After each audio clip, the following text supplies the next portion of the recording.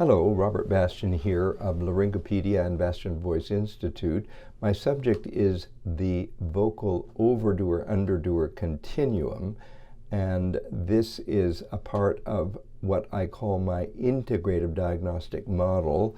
It is comprised of three separate parts. There's the history, the vocal capability battery, and the laryngeal examination.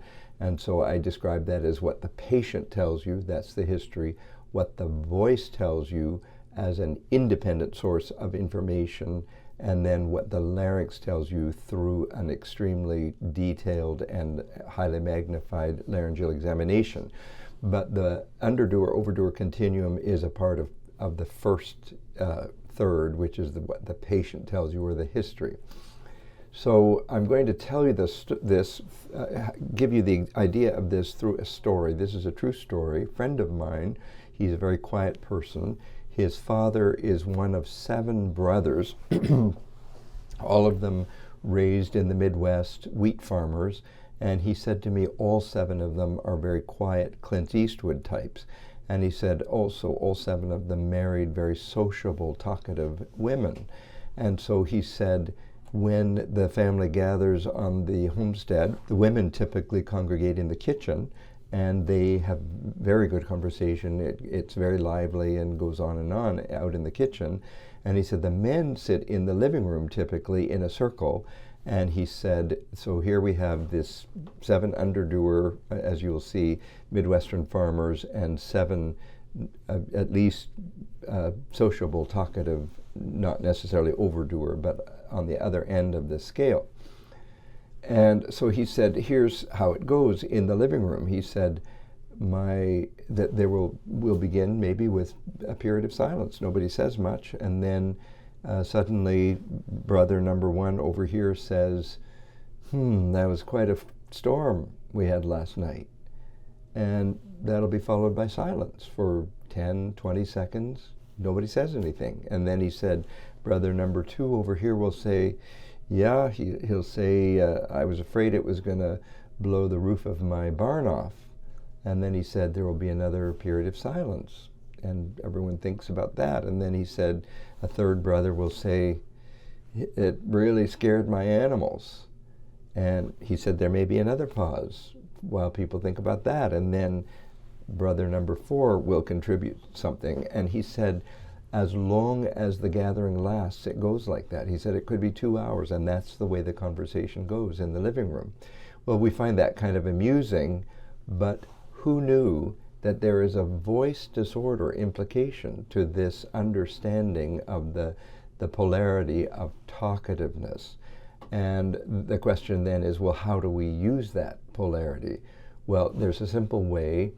Sometimes it's obvious just in conversing with your patient, but there's a simple way to use the concept by setting up a scale of talkativeness.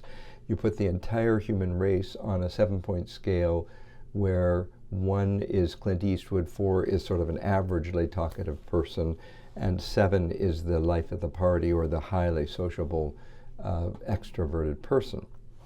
So the underdoers are especially the 1s and 2s, but I also include 3, and the overdoers are the 6s and 7s.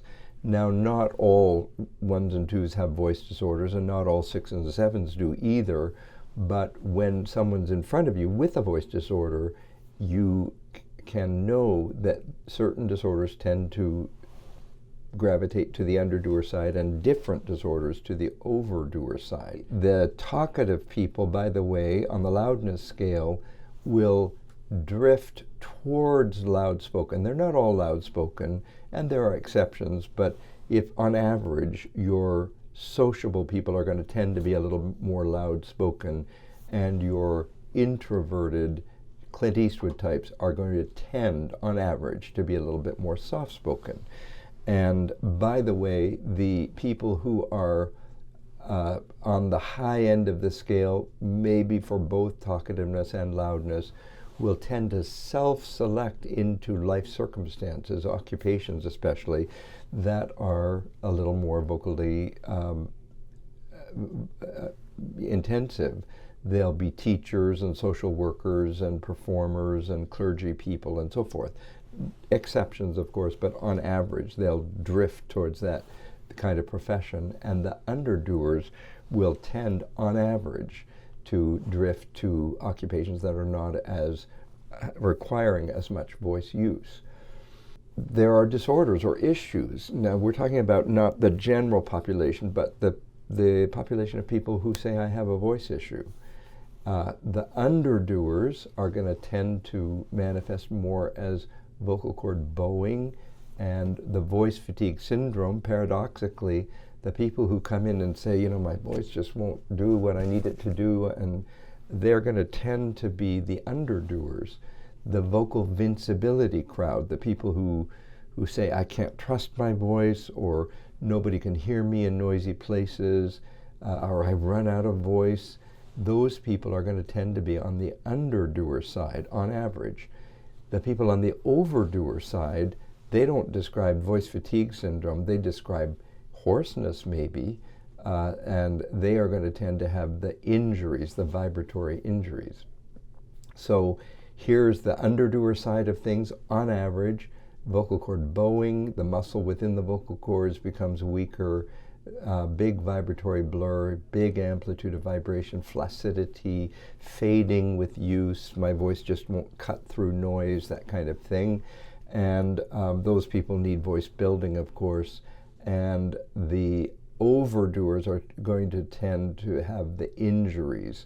So I have been heard to say in the operating room when I'm operating on an otherwise irreversible lesion like the one in the center here, I will often say to the nurses, you know, the people who come here for surgery are very often vocal overdoers. They're friendly, sociable, talkative, and in occupations that are voice intensive.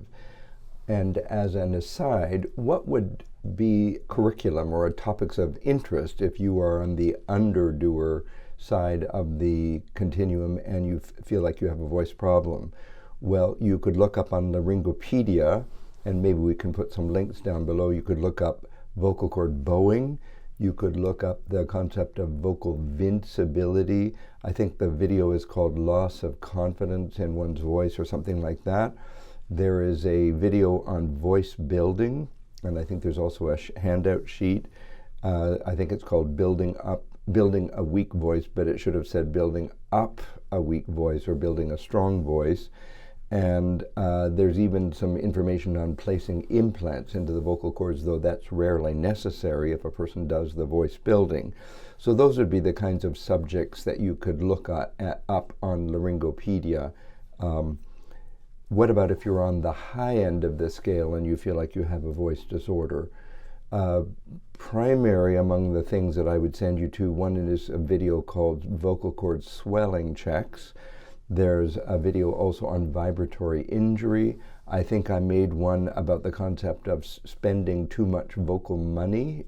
Just as an analogy, you could look up nodules, which is the commonest vibratory injury. You could look up vocal polyps, and you could even look up vocal cord microsurgery, because a small percentage of people with vibratory injuries are unable to resolve them with conservative measures alone, and so vocal cord microsurgery ends up becoming an extremely good option even for singers, and there's even a video on vocal cord microsurgery in singers.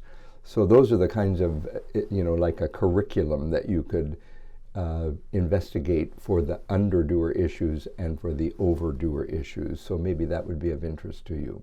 So there is the idea of why it is that as part of the history, that's what the patient tells you, part one of the integrative model, why is it that we need to become very clear on what where the person is on the vocal underdoer, overdoer continuum.